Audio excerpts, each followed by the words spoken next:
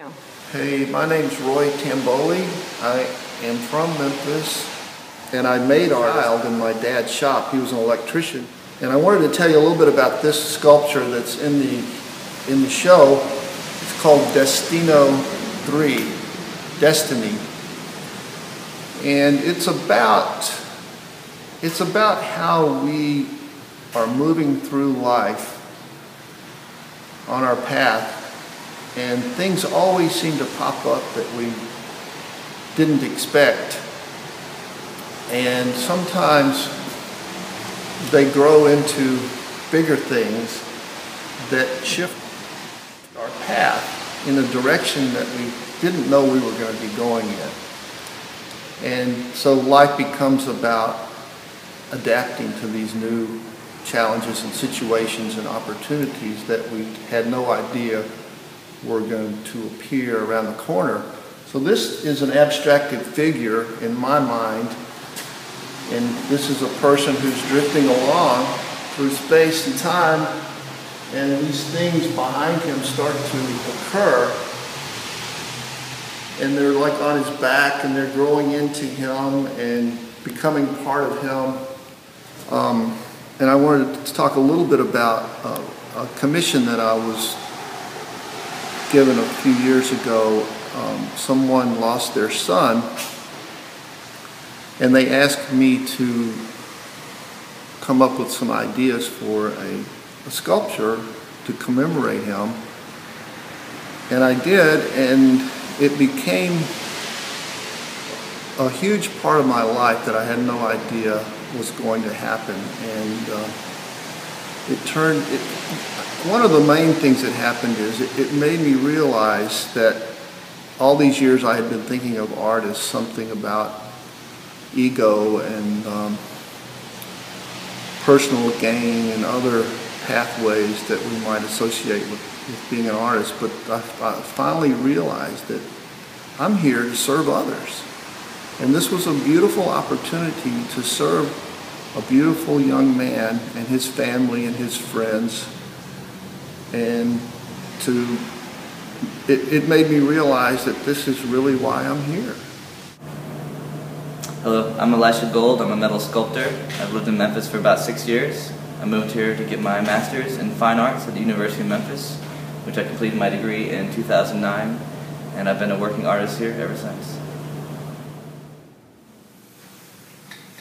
So I've been working in metal for about 13 years. I always drew and I painted, but I never really considered myself an artist. But then I took a couple years of vocational education in machine shop welding, and all I made was sculptures. And it was actually my machine shop instructor who was like, you know, you're a sculptor, and I'm like, I know. But there's just something that I love about metal, the fact that most of my sculptures will probably outlive me. That means my thoughts and my ideas will live on after me. That kind of gives me a lot of fuel to create more. Like if I worked in watercolors or very thin ceramic porcelain, I don't think I get the same pleasure about completing pieces, knowing that hopefully they will last, even though they're made out of precious materials and they might be scrapped for money. Who knows? Who knows what happens? They scrapped Michelangelo's sculptures, or at least Napoleon did. So I generally have a bad habit of creating things much larger than myself. I get a little intoxicated with the idea of creating kind of monolithic ideas that people don't have a hard time navigating around, so they kind of have to look at them. The piece in the show is called "Darkness Cannot Drive Out Darkness, Only Light Can Do That," which is my favorite quote by Martin Luther King. It was kind of in my head for a couple years, and I really wanted to create a sculpture that I felt kind of captured the message. And then one day I came with the idea of using the knife of Rambo from the movie First Blood. In that movie, Rambo is a civilian kind of fighting for his rights to exist in kind of a crazy, adventure movie kind of way. But I felt in my mind it correlated with other Americans fighting for their civil rights. So I thought that I just combined the two ideas into a 9-foot aluminum army knife with a blade of light, which I thought was kind of very beautiful to cut through darkness with a blade of light. is kind of a very proactive, kind of aggressive way to fight evil.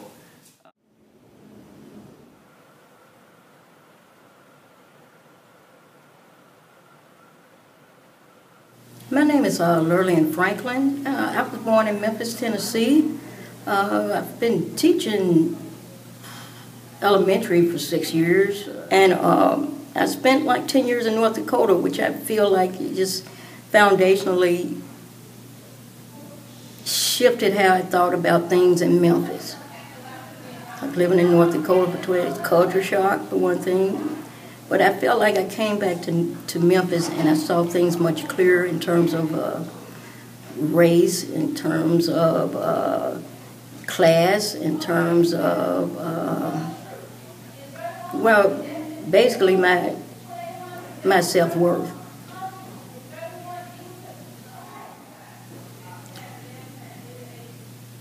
I don't really think I started taking my process seriously, because I think I've always taken myself kind of seriously as an artist, but my process seriously until I started teaching elementary 6 years ago.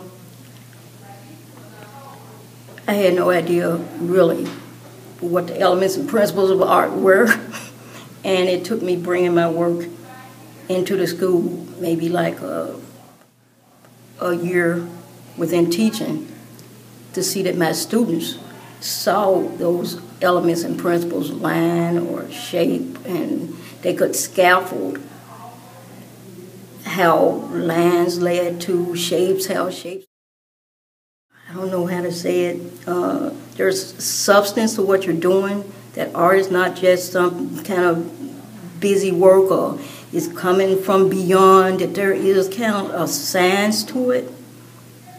I think you see what you're doing as more significant. You can connect it to like other disciplines, and I've noticed that my kids can automatically see, okay, lines, okay, shoot, we learn about lines in math.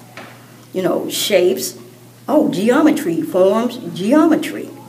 And I got down to balance, okay, that's like symmetry, that's science, that's math. Rhythm. Oh, we learned rhythm in music. And so when they started like connecting all the things, I mean, I was learning with them because I really just didn't have that kind of training that I'm giving them now in college or in high school. We didn't have any kind of program that was formulated like that.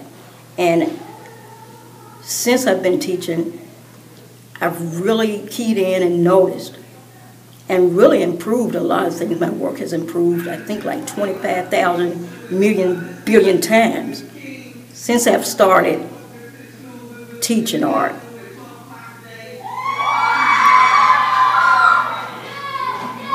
It's so rich. It's like a little New York. The potential here is so vast with the diversity, and that needs to be tapped into. We should become more inclusive with groups. Once you go through the fire here, you go out somewhere, I guarantee you, you're going to be able to deal with it if you can muster up enough energy and balls to deal with the dynamics here in Memphis.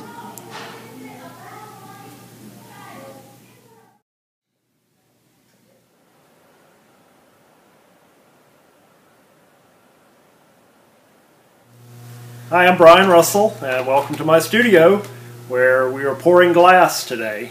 This is the glass, which is a 45% lead crystal made in New Zealand, and it's very special, made for casting.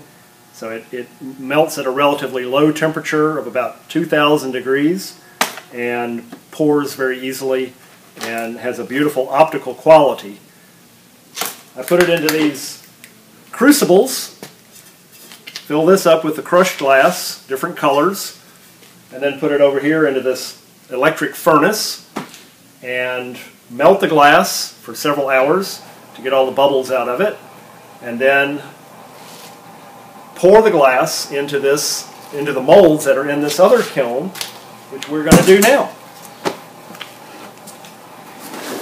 We should just cut down. Okay, so I'm putting on my fancy suit to keep me from bursting into flames, and I put on my dust mask, not to protect me from the glass, but to protect me from the insulation in the kiln, because little bits of that come out. And then I put on my gold-plated face visor, and you can see the heat causes this sleeve to burn up over time. Okay.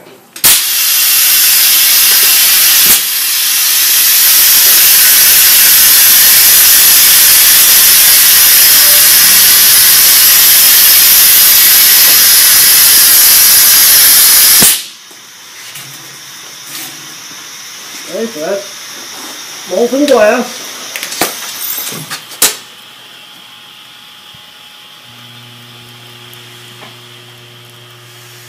It takes a little while to fill up the mold because it's still pretty viscous.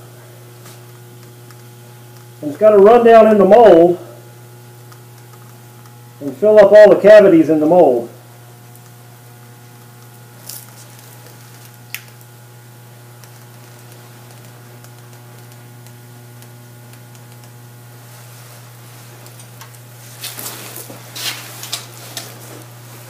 So that'll settle down. We'll do the other one in a minute.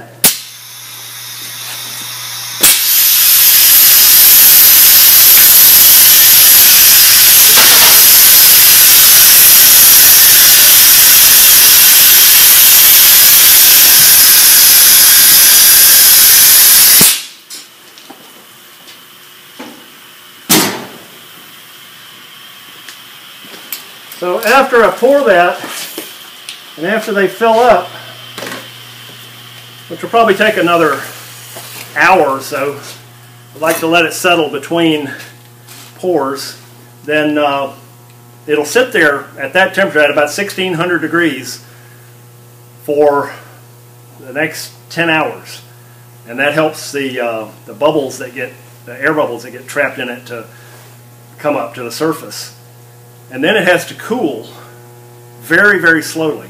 And it'll be in here for another 5 or 6 days, cooling down. And there's some critical temperature points, and I have some really cool computer controllers that bring it down according to a schedule, and that keeps the stress from building up in the glass and causing it to crack.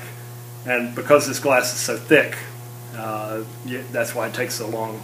It all depends on the thickness of the glass. And I mean, sometimes really thick glass can take weeks to anneal, and so that's part of the process. You do it, and then you don't get to see your results for quite a while.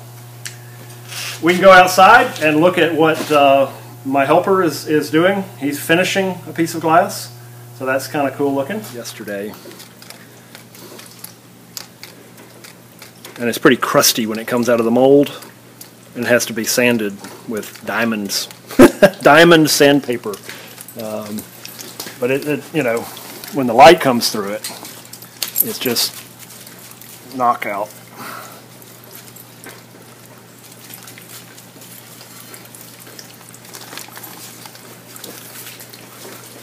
And so that's a, you know, one of a kind. The mold is gone. The wax model that I carved to make the original shape is gone. It's melted out of the mold. It's called lost wax process. And so, because this is glass, if we drop it and it breaks, it's gone forever. Which is why I like working with metal as well. I mean, if I just had to work with glass, I don't think that would be quite as satisfying as being, because it's so indirect, whereas the metal work I do is very direct. The forging, heating up bars of steel or bars of aluminum and hammering them into shapes, that's very direct and relatively risk-free. What you see is what you get, and it's really hard to break them.